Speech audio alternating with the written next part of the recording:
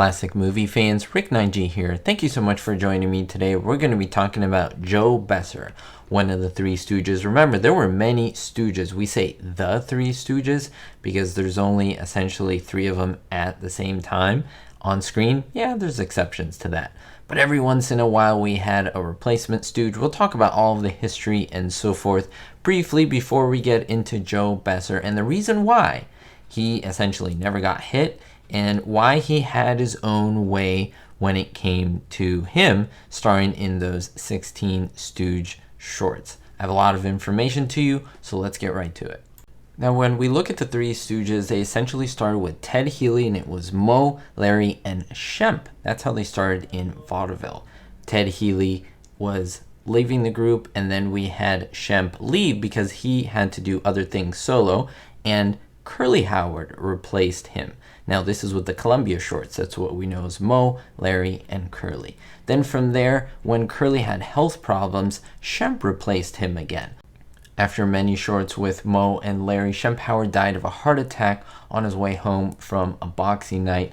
And again, there was only Moe and Larry left. So they had a bit of a dilemma. They had to think, what do we do? Now, Moe Howard had an idea where he said, let's just do the Two Stooges.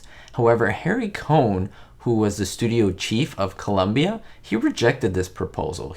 Although Moe had the legal approval to allow new members to come into the act, Columbia executives had the final say who would appear in the studio films, and they insisted that the performer was someone who was already under contract to Columbia at the time. Now, they didn't have a big group to choose from, so that's why I'm never harsh on Joe Besser. I'm never harsh on even Moe and Larry for choosing him. He was one of the few comedians still making comedy shorts for Columbia. Now, he renegotiated his contract and even made more than the other Stooges earned. He didn't want to imitate Curly or Shem at all, and he continued with the same whiny character that he had developed over his long career before even appearing on the Stooges. He even had a clause put into his contract prohibiting him from being hit excessively. Again, hit excessively. He was hit here and there, but it was very rare, not common. And in fact, Larry was the one who said, don't worry, I'll even take some of those hits, which is very admirable. Again, Larry and Moe were very into keeping the group going. And again, it wasn't Joe Besser's thing. I'm not being critical of anyone. You can put your thoughts down below, but that's just the reality of the situation at this time. So if you think about it, Moe and Larry were in a hard place. They had to fulfill their contract with Columbia, and so they did take Joe Besser. They did approve him. They did want him. But I'm sure they weren't so happy about the taking of the hits. But that was the give and take that they had to do. And so they adjusted, they did their thing, and so many people would agree that those 16 shorts aren't their favorite. Now, others would actually disagree with that and say that they like these. But I know a lot of people give Joe Besser a hard time. But actually, it was really interesting to see what he had to say about Moe and Larry.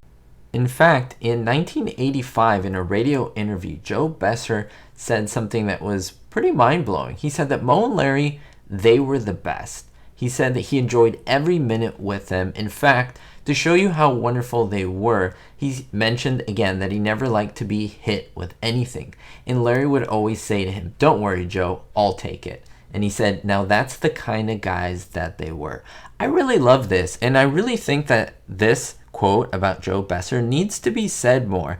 I think he knew his limitations like anyone. There were things that he wanted to do and things that he didn't want to do. And the other two Stooges agreed to this. That is Moe and Larry. And yes, he did become, as some people I know don't like to hear, he was an official third Stooge. He was part of the Three Stooges, just like Moe, Larry, Curly, Shem. He was part of it. And again, some people don't like to hear that, but that is the reality. And that should be taken separately from a historical context in regard to our opinion, whether we like him or not. In this video, I just wanted to focus a little bit more onto Joe Besser and what he thought about his work, what he was doing with Moe and Larry, and the fact that he very much respected them. I think that Moe and Larry appreciated that Joe Besser came to their rescue, essentially fulfilling that contract that Columbia had with them. because if they didn't have that, they would be in trouble. They would be liable to breach of contract. Even if Shem passed away and it wasn't their fault, they needed to complete those 16 shorts. And Besser saved them. He saved their salaries, their families. And so it was a mutual affection that they had for each other. It was a mutual agreement. And I'm so glad that I was able to bring this to you and shed a little bit more light about what was happening behind the scenes. Now, let me know your thoughts. Maybe you have a favorite Joe Besser short. I know some people maybe haven't seen many of them. Give them a try. Let me know what you think. Maybe we can see some things positively about Joe Besser and his contribution to the Stooges. He was the one who allowed Moe and Larry continue making a living and to fulfill their contract to Columbia. Thank you so much, all of you, for supporting this video. If you have any thoughts on this, please put it in the comments below. If you want to be and see more Stooge videos, don't forget to hit the thumbs up button and subscribe. That lets me know that you want to see more videos just like this, deep diving into the lives of these wonderful actors and just the shorts in general. I'm going to continue my look at the Stooge shorts as well. We'll see you next time. Don't forget to stay positive and, most importantly, be hopeful.